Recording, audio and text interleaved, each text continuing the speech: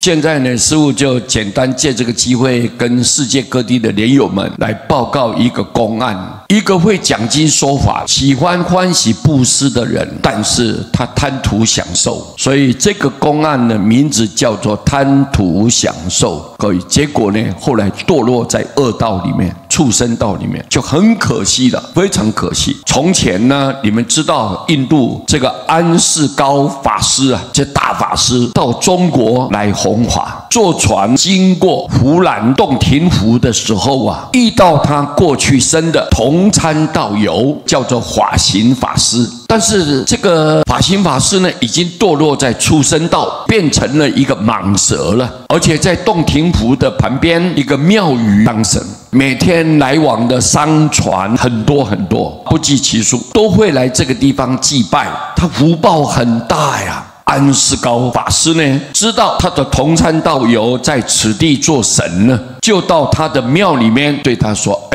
老同学啊，我曾经劝你要戒除这个嗔恨心，否则你会堕入在恶道啊。结果呢，你不听啊，现在你遭受到恶报了。但我还是履行诺言，要来度你呢。”于是安世高法师就为他诵经念咒。法事结束之后，便对他说：“你出来让大家看看呐，让大家看看。”这位蛇神不好意思出来，他就说：“我很难看啊。”这样安世高法师就回答说：“不要紧，你让大家看看，不但能够令大家可以种这个善根，而且能消除你的业障。我们前世是老同学了，今天我特来度你，你不现出这个言行，我怎么度你呢？”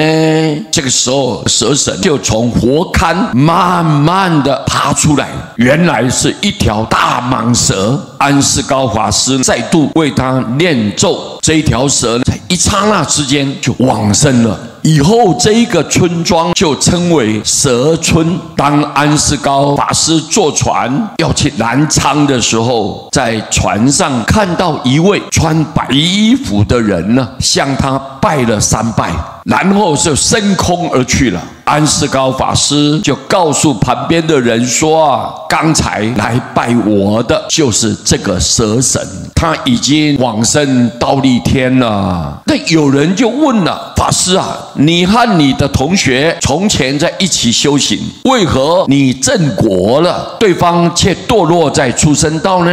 是什么原因？什么道理呀？”结果安世高法师就回答说：“我这个同学过去是非常深入经藏，明白经典，又喜好布施。有一次他在托钵的时候，看见那个饭菜不太好，就起了嗔恨心，觉得自己修行不错啊，他也做了不少的功德啊，却得不到好的供养，因为这个原因而堕入在畜生道。因为他前世是会讲经说法的法师，他通达教理啊，又因为他欢喜布施，所以福报很大，所以他能在畜生道当一个蛇神，而且有求必应啊，非常的灵验，所以香火呢非常的鼎盛啊。我们由这个公案当中啊，这个法行法师虽然过去常行布施，又能讲经说法，功德当然很大，但因为着相修行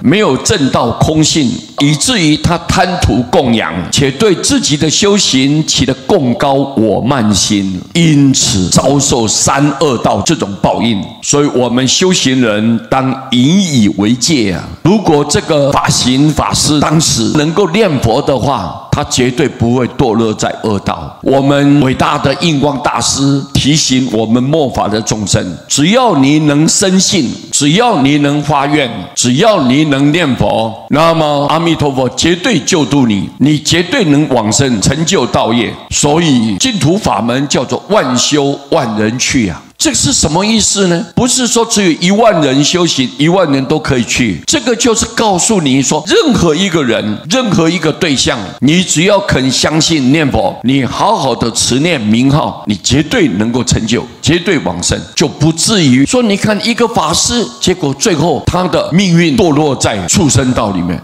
所以我们要小心谨慎了，赶紧念佛啊！靠自己的能力是没有办法建立绝对往生的信心，靠你自己力量是很单薄的，是很微弱的。所以我们一定要念佛，就靠佛的救度，靠佛的慈悲跟愿力。我们一旦跟他的心连结在一起的时候，所以叫做万修万人去。只要你愿意念佛，阿弥陀佛永远不放弃你。今天讲这个公案给大家听，尤其我们出家人更应该要引以为戒的，随时要提醒自己，不要老是煮出来的菜还要这样分别心呢、这个好啊，这个不好啊，这个怎样，这个嫌弃，这个厌恶啊，那你以后你的福报会消损呢。我们不管煮什么，我们没有分别，好好的欢喜接受。你如果能够这样做，以后未来道路充满无限的光明。师父祝福大家，阿弥陀佛。